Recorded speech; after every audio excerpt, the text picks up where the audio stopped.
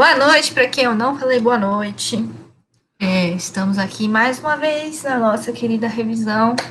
Essa é a nossa terceira revisão. Hoje a gente vai falar de bases, sais e reações de neutralização. No finalzinho, vamos fazer 2 exercícios e vai ser nossa aula de hoje. Comecinho, bases ou hidróxidos. Deixa eu pôr aqui no mouse uma destaque. Bases ou hidróxidos. Segundo Arrhenius, bases são compostos que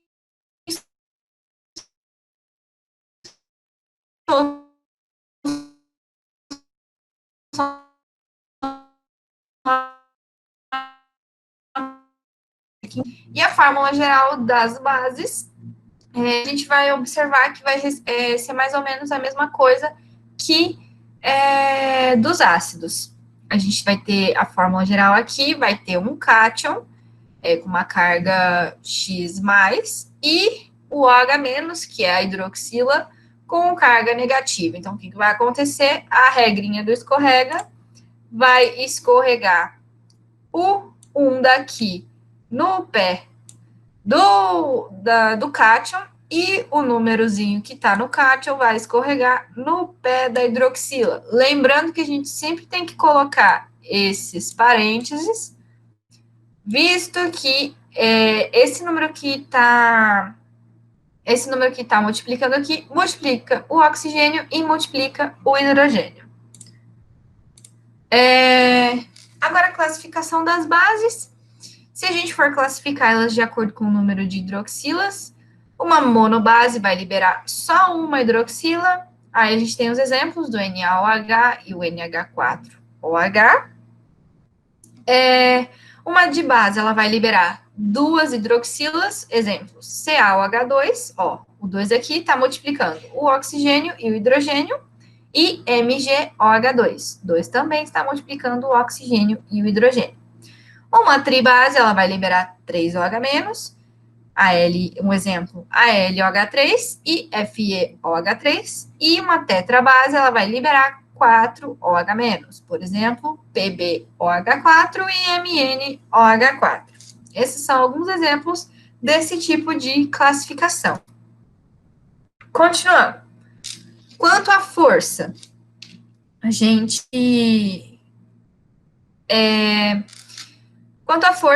pode classificar elas como bases fortes ou fracas. As fortes são formadas por cátions do grupo 1A e 2A, exceto berílio e magnésio. Família 1A, deixa eu lembrar a frase. Lina, Caras, Robson, Crusoe, francês. A gente tem aquela frase lá bonitinha para a gente decorar.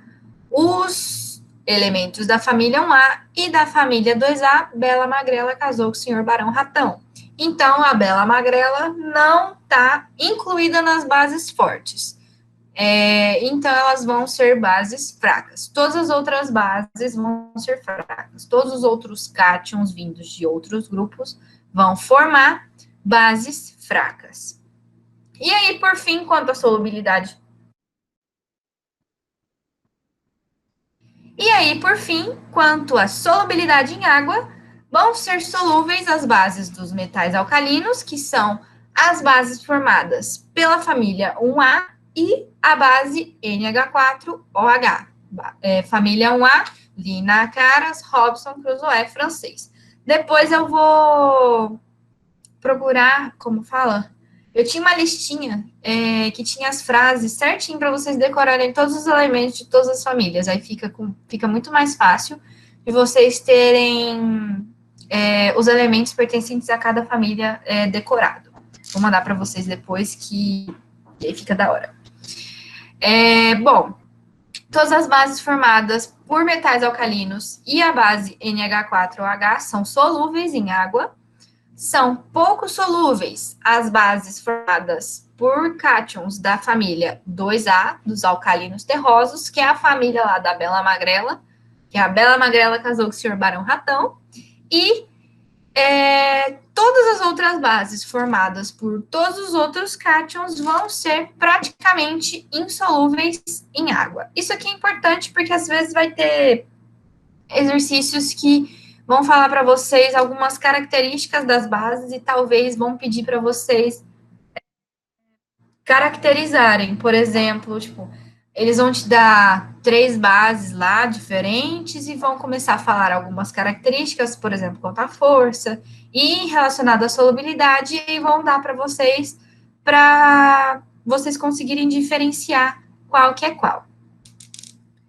Continuando, nomenclatura das bases.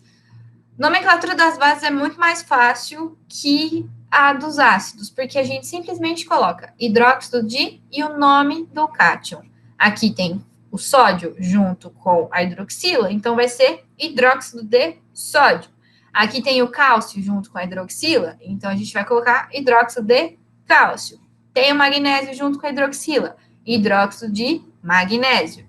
Tem o bário junto com a hidroxila, hidróxido de bário. E temos o alumínio junto com a hidroxila, vamos ter o hidróxido de alumínio. Tudo certo até agora? Sim, não? Manda um ok, um tá tudo certo no chat, por favor. Sim? Beleza.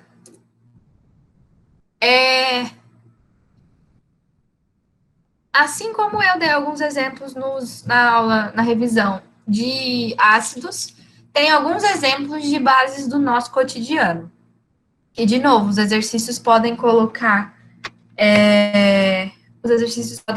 para vocês falando sobre alguma aplicação da nossa base e vão pedir lá que base que a gente está falando, ou qual é o nome dessa base. Enfim, eles podem colocar diversas coisas.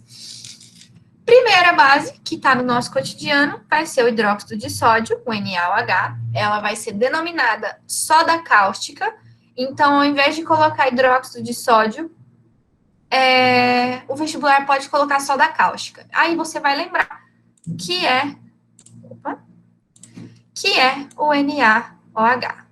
De novo, só uma negação para escrever com o mouse, mas eu gosto de ficar destacando aqui as coisas importantes para vocês. E a soda cáustica é usada na fabricação do sabão. Segunda base do nosso cotidiano, o CaOH2, que é o hidróxido de cálcio. O hidróxido de cálcio também tem nomes diferentes. Ele pode ser chamado de cal hidratada, cal apagada ou ainda cal extinta. Eles podem usar esses 3 nomes, 4, porque é hidróxido de cálcio, podem usar esses 4 nomes para se referir a essa base. Então, ela vai ser usada na fabricação de argamassa e rebocos para a alvenaria. É utilizada em construções. Continuando, a gente tem o hidróxido de amônio, NH4OH. O nome dessa base é amoníaco. Também é usada... Também não sei porque eu falei também, só foi no impulso. O amoníaco é usado na fabricação de produtos para limpeza doméstica. E, por fim, também temos o MgOH2, que é o hidróxido de magnésio, e é denominado leite de magnésio. Esse aqui é muito importante também, porque ele é usado como antiácido estomacal. Esse aqui é um dos mais importantes. E, esses 3, hidróxido de magnésio, hidróxido de cálcio e o hidróxido de sódio, chovem de exercícios. Beleza, gente? Tudo certo? Já revisamos bases. Já falei tudo de bases. Tô falando rápido demais, né? Acho que a nossa aula hoje vai durar, sei lá, coisa de 1 horinha no máximo, com os 2 exercícios que eu separei pra gente resolver.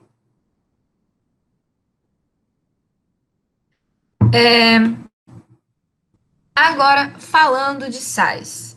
Sais, eles vão ser obtidos juntamente com água a partir da reação entre um ácido e uma base.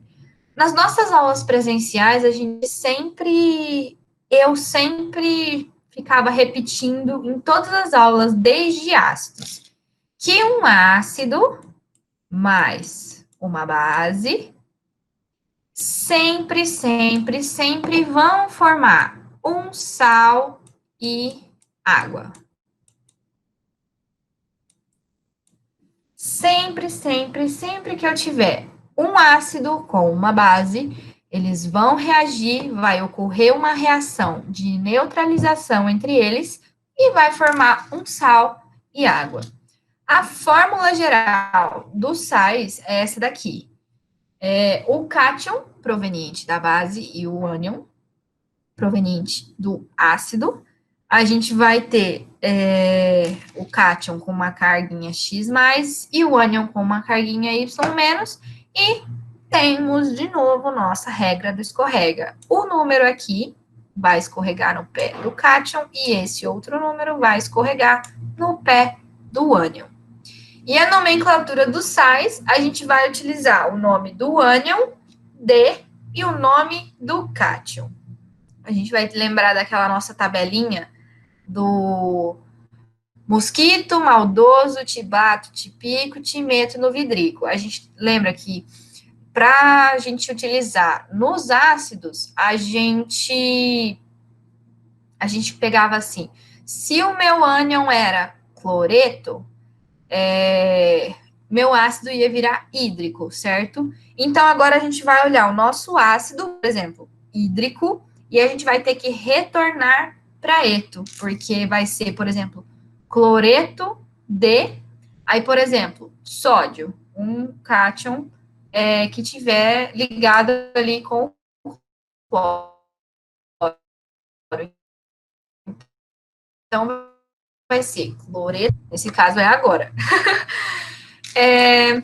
Alguns exemplos e algumas aplicações no nosso dia a dia. Essas aplicações também são muito importantes para a gente poder fazer alguns exercícios de vestibular.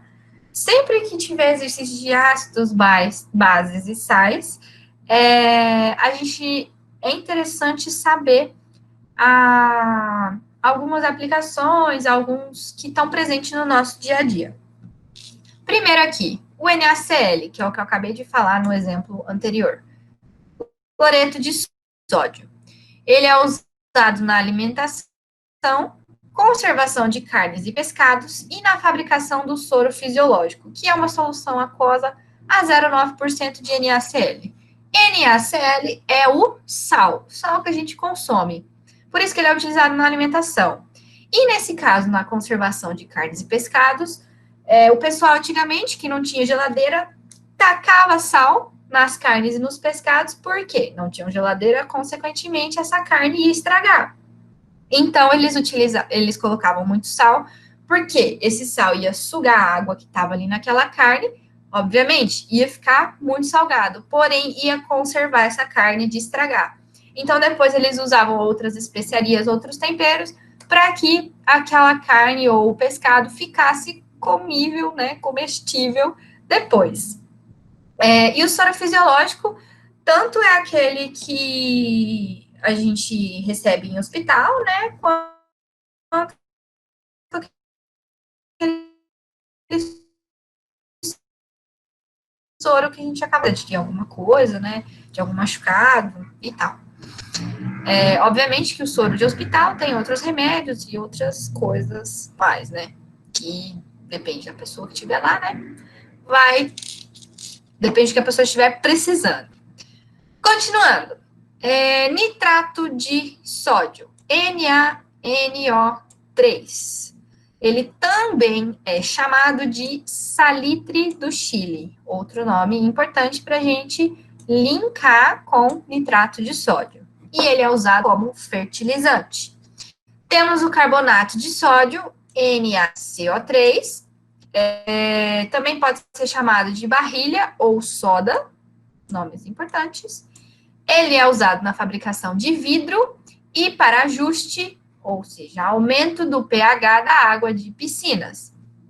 Quando o piscineiro está lá controlando certinho, fazendo a limpeza da piscina, analisando certinho o pH da água, se a pessoa pode entrar, se não pode. Às vezes, para ajustar, para aumentar o pH da água das piscinas, eles colocam carbonato de sódio. Temos também o bicarbonato de sódio, que é o NaHCO3. Também ele é denominado de carbonato ácido de sódio, esse é um nome, ou hidrogeno carbonato de sódio.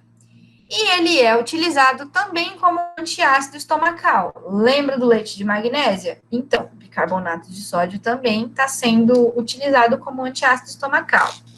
O bicarbonato de sódio também é usado em fermento químico, o famoso pó royal, e também em extintores de incêndio do tipo espuma. Eu nunca vi tipos de extintor de incêndio, porém aqui as informações que eu peguei para vocês era que o bicarbonato de sódio ele está presente nesses tipos de extintor de incêndio.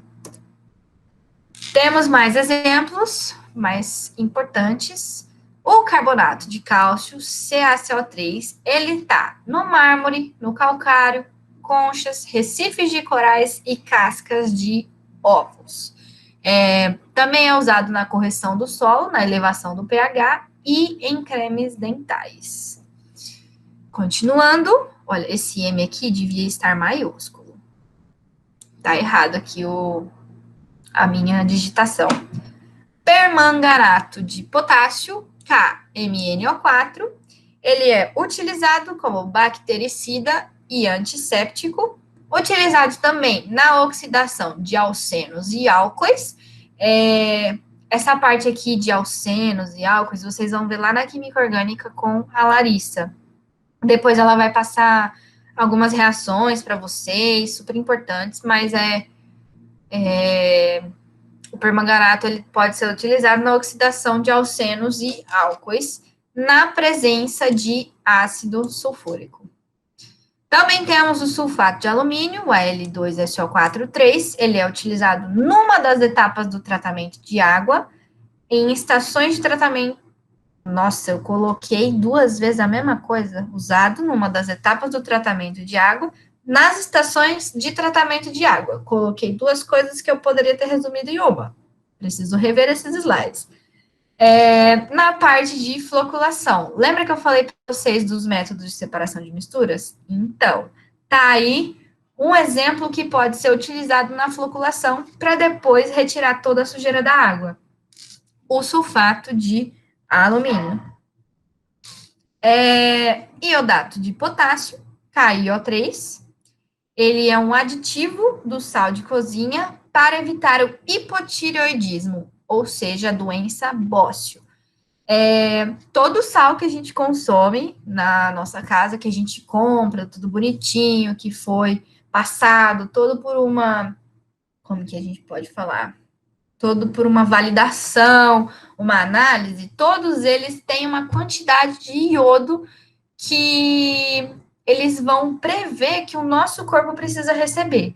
Então, as agências sanitárias ou que legalizam a quantidade de iodo no sal, elas vão falar, beleza, isso aqui tá uma quantidade correta para que quando a pessoa for consumir esse sal, ela vai ter uma quantidade ótima de iodo no corpo, que aí vai evitar o bócio ou hipotireoidismo. Eu não sei definir essa doença, mas vocês podem pesquisar ou perguntar para a galera da bio, né? Mas o que eu sei referente ao iodo é isso. E por último, temos o fosfato de cálcio, que é o Ca3PO4,2. Ele é formador de cálculos renais, ou seja, pedra nos rins.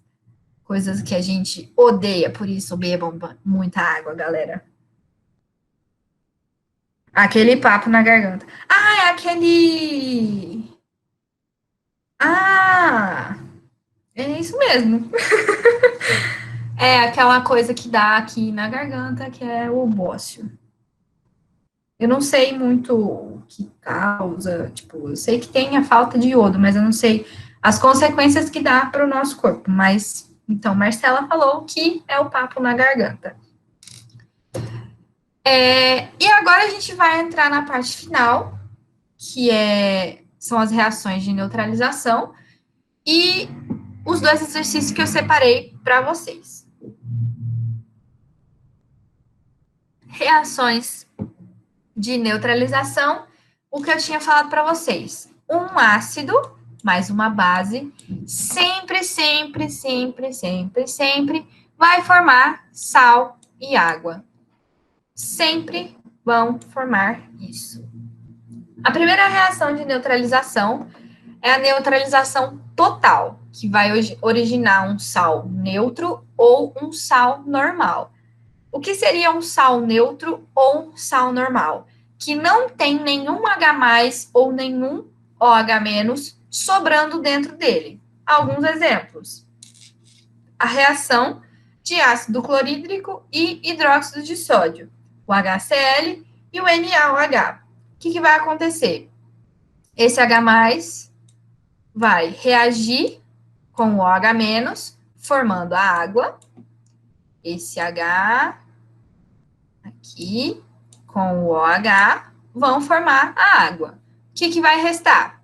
O Cl- e o Na+. Então, Cl- mais Na+, vai formar o NaCl. Tem a regrinha do escorrega.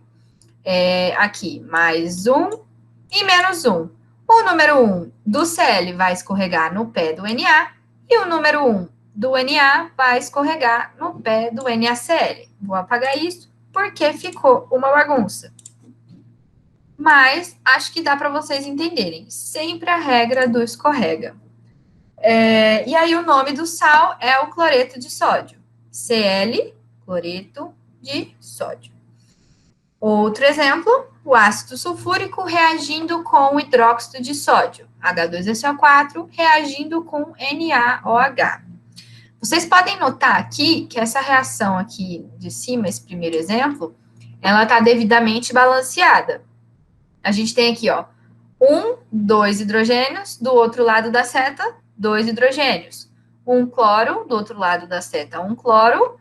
Um sódio, do outro lado da seta, um sódio, um oxigênio, e do outro lado da seta, um oxigênio. Então, ela está devidamente balanceada. Agora, aqui embaixo, para que ocorra uma reação de neutralização total, ela também vai ter que estar balanceada. Só que, nesse caso, eu preciso de 2 mols de hidróxido de sódio para 1 mol de ácido sulfúrico. Aqui, para 1 mol desse dali. Beleza, gente? Então, o que vai acontecer? Vai ter um H+ aqui, SO4. Nesse caso, a gente vai saber que a carga do SO4 é 2 menos. Por quê? Porque tem um 2 aqui no pé do hidrogênio. E aqui desse lado vai ser um Na+, com uma carguinha, e o OH com uma carguinha negativa, Na+, OH-. Então, o que vai acontecer? O H+ vai reagir com o OH-, formando a água, e depois o Na+, vai reagir com o SO4, 2-. Então, o que vai acontecer? Na+, SO4, 2-. O 2 da carga do SO4 escorrega no pé do Na, e o 1 escorrega no pé do SO4. Porém, como é o número 1, a gente não precisa representar.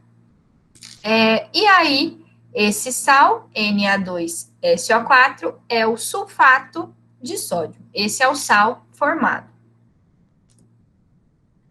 Agora, falando da neutralização parcial. Ela vai originar, nesse caso, nessa neutralização parcial, quando ela origina um sal ácido ou um hidrogênio sal. O que vai acontecer nessa neutralização? Vai ocorrer a neutralização total da base e parcial do ácido. Vamos ver um exemplo. Aqui, ele já estipulou que é 1 mol de ácido carbônico e 1 mol de hidróxido de sódio. Anteriormente, aqui, que eu até nem falei do balanceamento, anteriormente aqui, a gente tinha tudo igual para igual dos dois lados. Então, eu poderia colocar proporções diferentes, quantidade em mol diferentes, para que ocorresse a neutralização total. Agora, desse lado aqui, na neutralização parcial, a gente vai notar que já está estipulado que é 1 mol de cada. Então, o que vai acontecer? Alguns vão liberar mais, vão ter cátions e ânions diferentes, que é onde a gente vai obter o nosso sal diferente. Nesse caso, um sal ácido.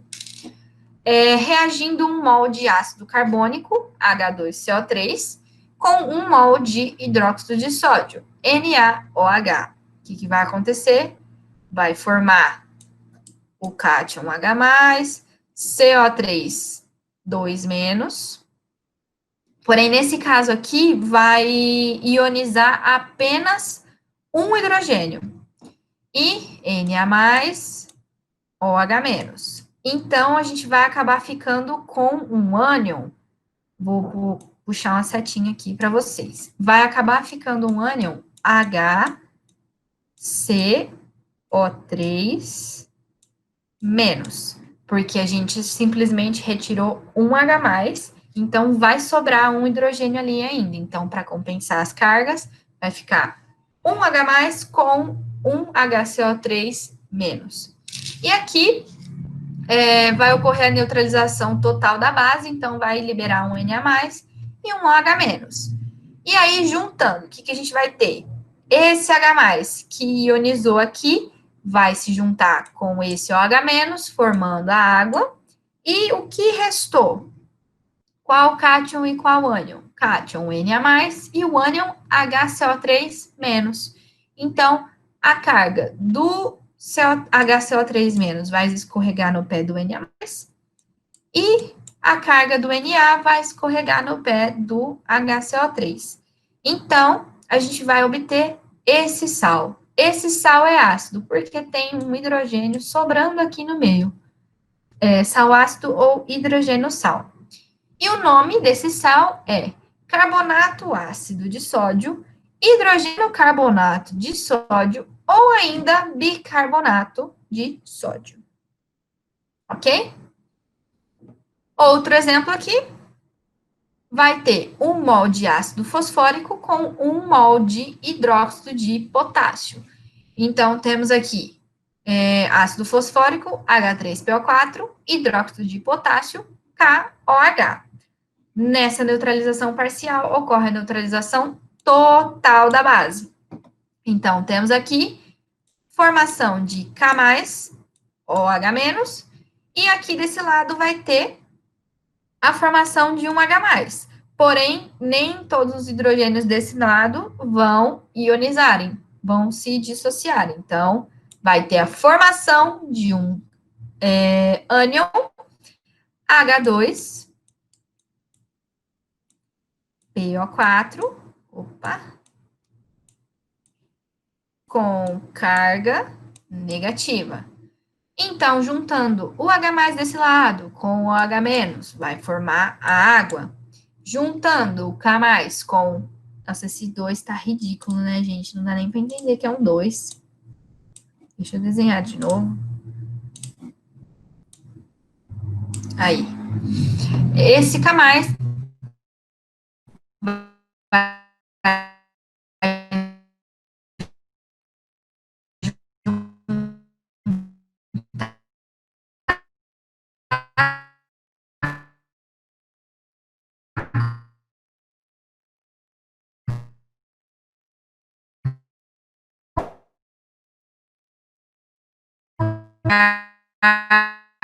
carga ser fosfato do...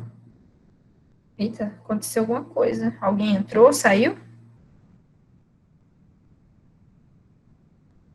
Bom, se der algum problema, vocês me avisem. E o sal formado vai ser o sal fosfato de ácido de potássio ou de hidrogênio, fosfato de potássio. De hidrogênio por hidrogênio, porque tem 2 hidrogênios aqui participando do nosso sal. Beleza? Sim, não. Ok, temos a neutralização. Outra neutralização parcial. Tudo certo?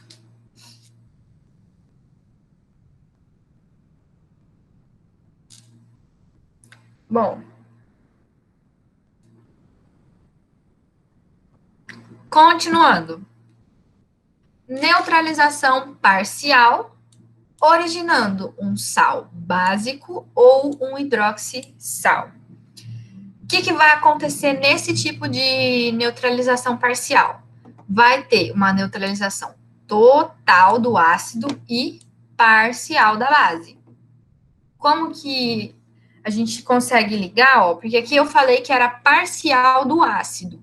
Então, vai formar um sal ácido, ou seja, vai sobrar H+, lá no nosso sal. E nesse caso, parcial da base, então vai formar um sal básico, ou seja, vai sobrar uns OH- lá na base. Exemplos aqui. 1 mol de hidróxido de cálcio, CaOH2, mais 1 mol de ácido clorídrico. O que vai acontecer? Todo o meu ácido vai neutralizar e nem toda a minha base vai neutralizar. Então, vamos ter o H+, Cl- aqui, e nesse caso vai acabar formando um Ca+, OH2-. Então, o que a gente vai obter? Um desses OH vão... Peraí que eu fiz besteira. Karma. O que vai acontecer? Vai acabar formando um OH-, no caso a gente teria 2 OH, e um CaOH.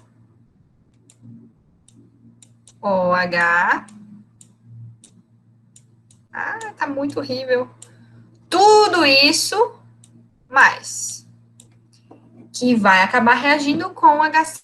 Então, esse OH- vai reagir com o H+, formando a água, e o CaOH+, vai reagir com o Cl-, formando o nosso sal, que vai acabar sendo CaOHCl. Nesse caso aqui, o parênteses ele não tem necessidade, porque não tem nenhum índicezinho multiplicando o nosso OH, então vai acabar ficando desse jeito. O nome desse sal, CaOHCl, é o cloreto básico de cálcio ou hidroxicloreto de cálcio.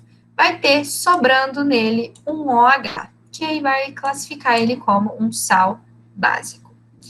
Um outro exemplo que a gente tem aqui é 1 mol de hidróxido de alumínio, AlOH3, e 1 mol de ácido nítrico, que é o HNO3. O que vai acontecer?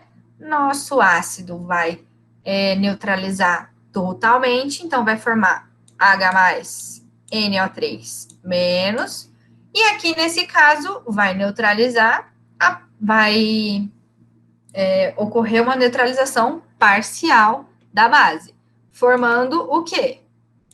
Um AlOH,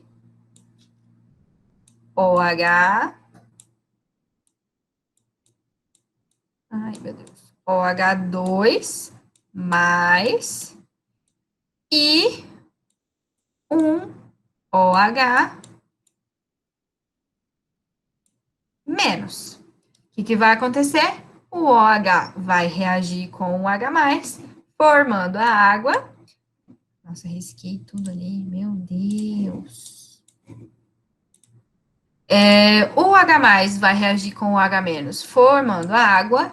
E o que sobrou? Um NO3- e um AlOH2+. Então, o que vai acontecer? Carguinha do AlOH2+ vai escorregar no pé do NO3, que está aqui. Só que nesse caso, como é número 1, não precisa representar. E a carguinha menos do NO3 vai escorregar no pé do AlOH2. Nesse caso, o parêntese se faz necessário porque a gente tem o número 2 aqui representado, multiplicando o oxigênio e o hidrogênio. O nome desse sal é o nitrato dibásico de alumínio ou dihidroxinitrato de alumínio. De hidroxi porque tem duas hidroxilas no nosso sal. Agora temos exercícios. Eu separei 2 exercícios para a gente fazer. E o primeiro exercício é: escreva a equação de ionização do ácido, a equação de dissociação iônica da base e a equação de dissociação iônica do sal em meio aquoso, considerando a ionização e dissociações totais. Nesse caso, vai acontecer tudo totalmente, não vai sobrar nada para reagir com outra coisa. Então, o que vai acontecer? Vocês vão ter que colocar para mim como que ficaria quando a gente coloca em meio aquoso. Por exemplo, se eu jogar o H2SO4 lá, o ácido sulfúrico, em água, o que vai acontecer? Qual o cátion e qual o ânion que vai formar? É isso que eu quero de vocês nesse exercício. Eu vou esperar vocês me enviarem a resposta no chat. Lembrando que é difícil escrever com os expoentes certinho lá, os índices certinho, então a gente vai tentando se entender aqui. Vocês querem que eu mostre o primeiro, para vocês terem como exemplo, e depois eu deixo os outros 2 para vocês fazerem? Sim. Vamos ver aqui o primeiro. Ó, o H2SO4 em meio aquoso. O que vai acontecer? Quando a gente não representa o H2O na nossa equação, a gente tem que colocar esse símbolo aqui, esse índicezinho aqui, que é aquoso. Então, colocando o H2SO4 em meio aquoso, o que vai formar? Quando ocorre a dissociação, a ionização do ácido, o que vai acontecer? Vai formar um H+, e um SO4, olha aqui o pé do hidrogênio, tem um 2. Então, 2 menos. Então, aqui, colocando desse lado, vai ter a formação de um H+. Primeiro, esquece esse 2 aqui.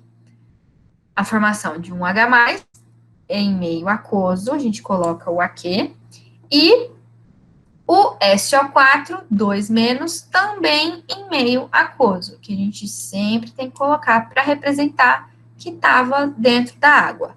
Aí depois, o que a gente precisa fazer? Olhar se está tudo balanceado.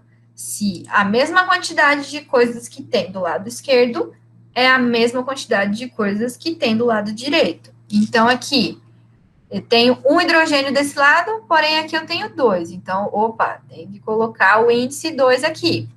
Lembrando que a gente estipulou 1 mol de H2SO4, só para ficar mais fácil da gente olhar os dois lados. Então, temos 2 hidrogênios do lado esquerdo, temos 2 hidrogênios do lado direito. Quantos enxofre tem do lado direito, do lado esquerdo? 1. Do lado direito também tem 1. E oxigênio? Tem 4. E do lado direito tem 4 também. Então, aqui é o número 1, que a gente acabou não representando. Isso que vocês vão ter que representar para mim. Quando eu colocar agora a base e o sal na água, o que vai acontecer? Eu quero saber como que vai ficar essas equações. Então, o exercício 2, o item 2, vai ficar como? Desse jeitinho aqui. CaOH2, que é o que ele tinha dado para vocês. Aí, o que a gente vai colocar? Em meio aquoso. Então, o que vai acontecer? Vai ter a formação de cátion e ânion. Vai ter a dissociação iônica. Então, o OH é OH-, e o cálcio é da família 2A. Então, ele é 2+. Então, a gente vai representar ali daquele lado. Formação de Ca2+, e a formação de um OH-. Tem essa formação aqui e essa aqui. Lembrando sempre, sempre, sempre, sempre de colocar que está em um meio aquoso, porque senão o exercício ele poderia dar errado para vocês. Agora a gente vai realizar balanceamento, então vai ficar 1 mol de CaOH2 em meio aquoso, formando.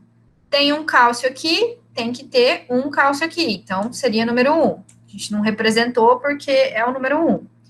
E aqui temos OH, só que está multiplicado por 2. Então, temos 2 oxigênios e 2 hidrogênios.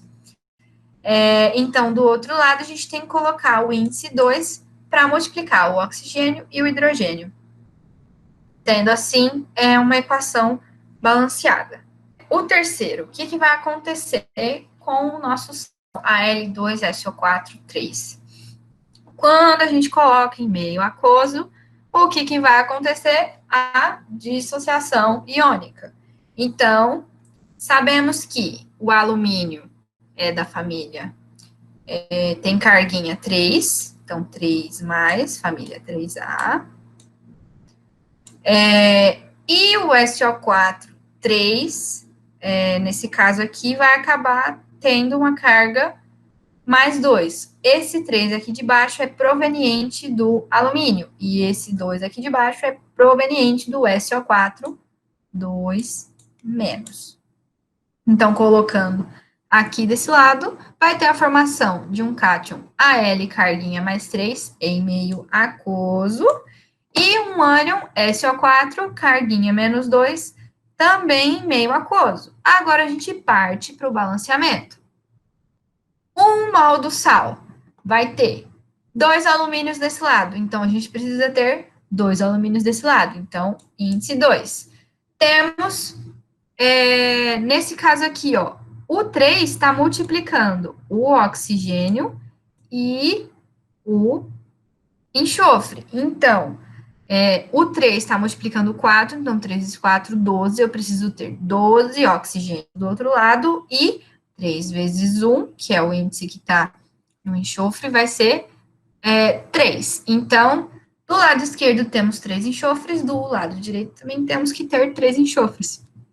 Então, colocamos o índicezinho 3, que vai multiplicar tanto o enxofre quanto o oxigênio.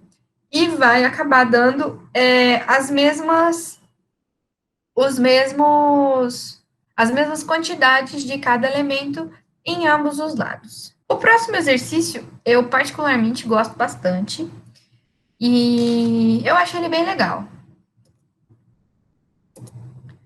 É um exercício da FUVEST. Ele é um exercício, olhando aqui na apostila da minha irmã, ele é um exercício de alternativas. Então, eu vou dar 3 minutos para vocês resolverem. Vou ler antes, obviamente. Mas vocês teriam 3 minutos para resolver esse exercício.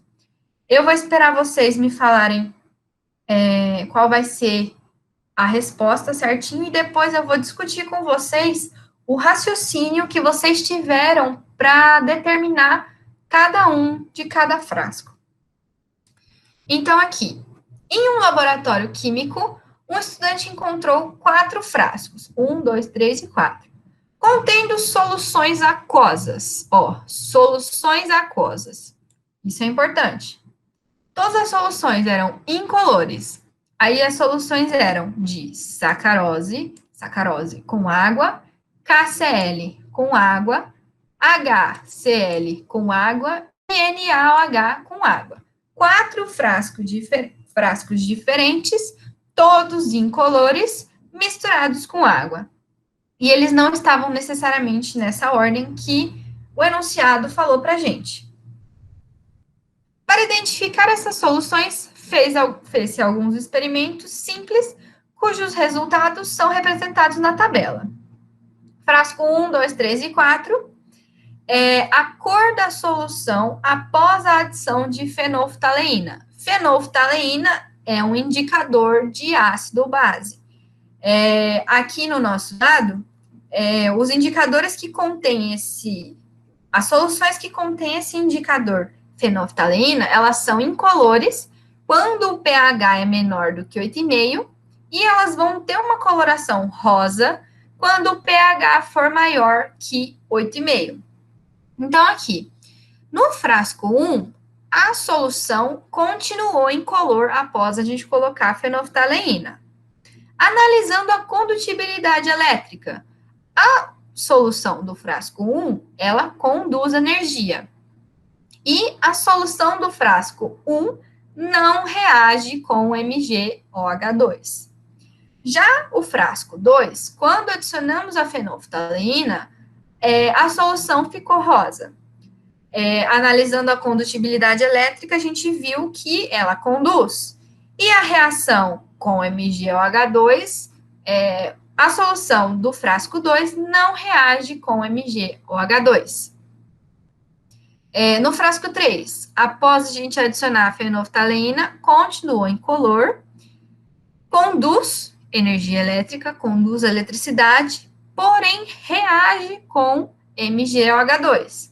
E por último, a solução do frasco 4, ela é incolor, continua incolor após a adição de fenolftaleína, ela não conduz energia, eletricidade, e não reage também com MgOH2.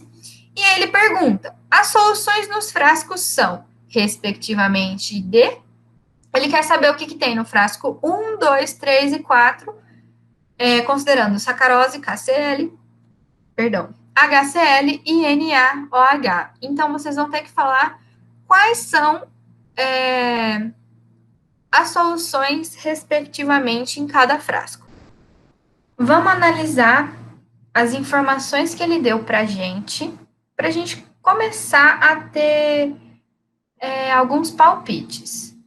Primeira informação que ele deu para a gente. Ele deu essas duas informações aqui. Falando do pH. Quando o pH é menor do que 8,5, a nossa solução vai continuar incolor. Então, ele é um pH ácido. Então, o meio que aquela solução é ácida. Quando o pH é igual ou maior que 8,5, a nossa solução lá de fenolftaleína, com fenolftaleína, vai ficar rosa. Ou seja, o meio que aquela solução vai ser um meio básico. Então, daí a gente vai tirar algumas conclusões. Que a solução do frasco 1 é ácida, a solução do frasco 2 é básica, a solução do frasco 3 é ácida, e a solução do frasco 4 é ácida também. Beleza?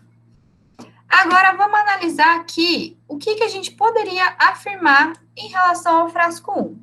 A gente sabe que o meio dele acaba ficando ácido, a gente sabe que ele conduz eletricidade. O que isso significa? Que vai ter alguma coisa cátion e alguma coisa ânion. Então, a gente vai olhar sacarose, KCl, HCl e NaOH. Que está no frasco 1, ele forma cátion e ânion. Só que aí, olhando a última coisa dele aqui, ele não reage com a base. Então, daqui, o que a gente tem? Sacarose. Então, opções que ficariam em meio ácido. Sacarose, KCl e HCl. Daqui, o que reagiria com uma base? Lembra da nossa reação de neutralização? Que um ácido mais uma base formam sal e água. Só que nesse caso não tem reação com o MgOH2. Então, nesse primeiro caso, teríamos um sal. No primeiro frasco, a gente vai ter o KCl, porque ele não vai reagir com o MgOH2. O sal não vai reagir com a base. Por isso. Agora, analisando o segundo frasco. Ele é o único que apresenta a coloração rosa depois da adição de fenolftaleína. Então, ele é o único básico. O único que forma um meio básico. Qual é a única base que a gente tem aqui? NaOH. Então, segundo frasco, temos NaOH. A gente vai ter formação de um cátion e um ânion. Ela vai conduzir eletricidade e uma base não vai reagir com a outra base. Então, por isso que está marcado aqui que não reage.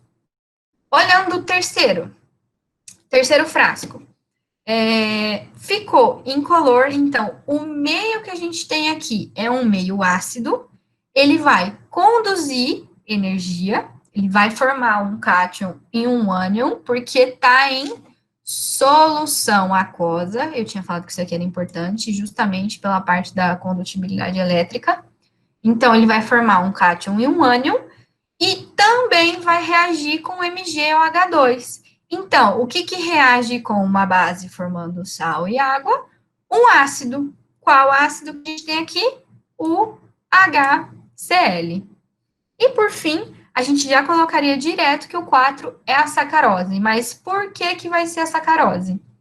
Quando a gente coloca sacarose em solução aquosa e adiciona a fenolftaleína, vai ficar um meio mais ácido. E em relação à condutibilidade elétrica, a sacarose ela não conduz eletricidade pelo fato de que ela não possui cátions e ânions. Ela vai ser uma solução molecular, ela não vai ser uma solução iônica. Então, vai ser simplesmente moléculas de sacarose lá que não vão conduzir a energia, não vão conduzir eletricidade. E também temos que a sacarose não reage com o MgOH2, não reage com a base. Então, a nossa ordem vai ser frasco 1, KCl, frasco 2, NaOH e frasco 3, HCl, e por último, o frasco 4 com sacarose. Por exemplo, a gente não precisaria fazer exatamente nessa ordem de 1, 2, 3 e 4. O que daria para a gente notar? Tem um que ficou diferente. Rosa significa o quê? Meio básico. Qual a única base? NaOH. A gente já descartava, já sabia que o 2 era o NaOH.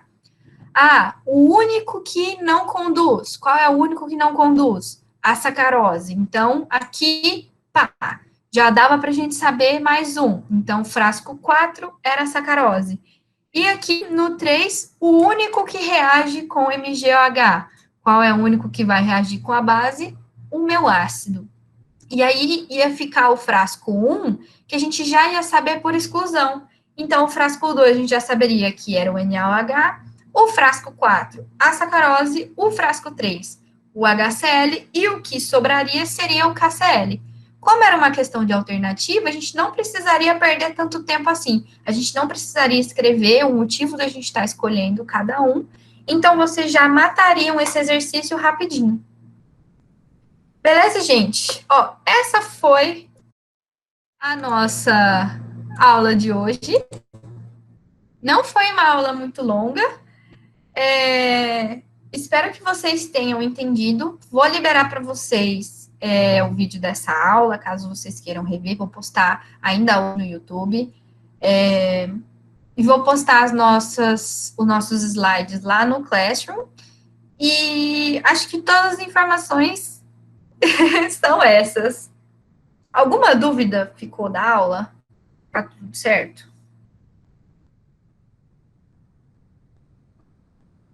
Eu falo demais, né, gente? Meu Deus, uma metralhadora de falar. Tudo certo? Então, acho que a nossa revisão, ela se encerra aqui. Desejo vocês, então, ótimos estudos, se forem estudar hoje ainda. Desejo um ótimo final de semana. E espero vocês aqui no mesmo horário na semana que vem. Se ocorrer algum imprevisto, eu vou mandar mensagem para vocês, mas mesmo horário, quinta-feira da semana que vem. Beijos, obrigada por vocês. Estou com saudade. Tchauzinho, gente.